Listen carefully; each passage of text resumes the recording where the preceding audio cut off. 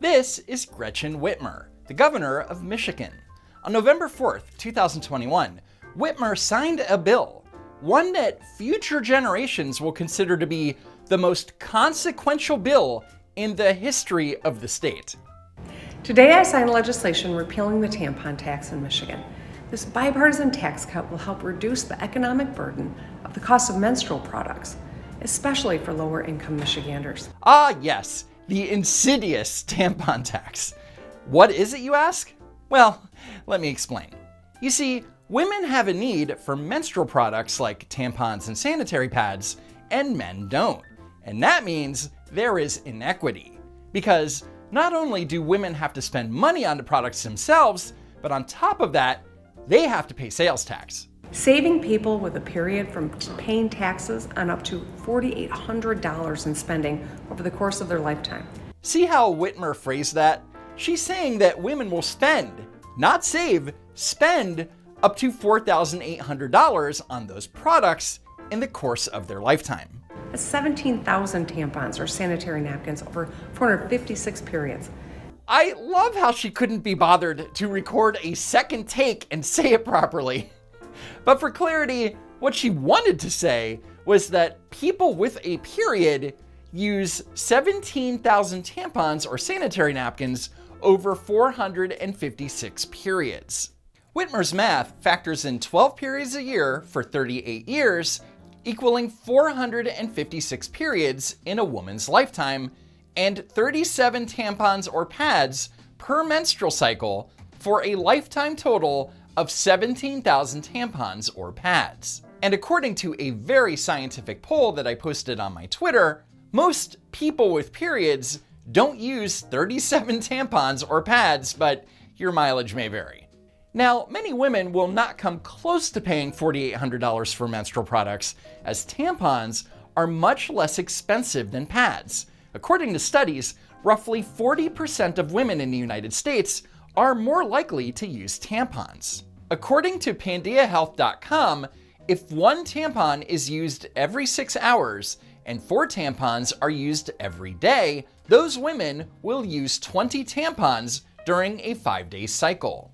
So if a box of 36 tampons runs about $7, it would cost those women $46.67 a year and $1,773.33 over their lifetime. Now, keep in mind that these totals do not include Michigan's 6% sales tax, which is now repealed anyway. Because thanks to Gretchen Whitmer, hero, those women, by not having to pay sales tax, will save 23 cents a month, $2.80 a year, and $106.40 during their entire lifetime. Thank God for you, Gretchen Whitmer. Now, let's say that you do happen to spend $4,800 on sanitary napkins during your lifetime. Since you don't have to pay that 6% sales tax, you would save $288 during that 38-year period, which would be a savings of $7.58 a year and 63 cents per monthly visitor. Of course, ladies, your mileage may vary. And while none of my math accounts for higher prices or inflation down the line, neither did the governor, so take it all with a grain of salt.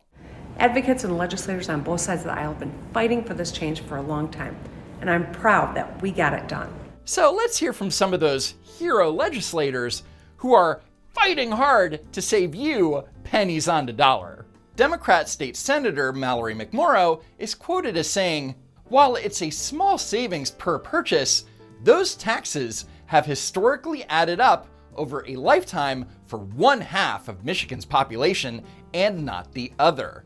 It's a small change with a big impact." No, it's literally small change. Saving $288 over 38 years is not making a big impact on anyone or anything. Republican State Representative Brian Postumus stated, "This legislation allows us to reduce taxes while improving public health by eliminating an unnecessary tax on very necessary items. This is about putting money back into the pockets of Michigan families, and we did that here." This guy is bragging that Michiganders are saving 63 cents a month. Correction, up to 63 cents a month. Now, of course, if the Michigan legislature really wanted to help women save money on menstrual products, they'd let them write off a percentage of the cost on their income taxes. But they won't, because that would put an actual dent in the state's tax revenue. On a side note, an article on foxnews.com incorrectly states the following: the tax exemption could save families up to $4,800 over their lifetime, a projection from the state said. And that's wrong, of course, because to save $4,800 in sales tax, you'd have to buy $80,000 in menstrual products. And if your flow is that heavy that you need 80 grand in tampons, you have bigger problems than a sales tax. So Big Gretch posted this on TikTok. And while most of the commenters realized that this is a big joke, many of her supporters completely fell for it. Thank you. This is a nonpartisan issue. All women will benefit. Way to go, Gretch. My uterus and my wallet, thank you. You are the representation we all need. Yes, men too.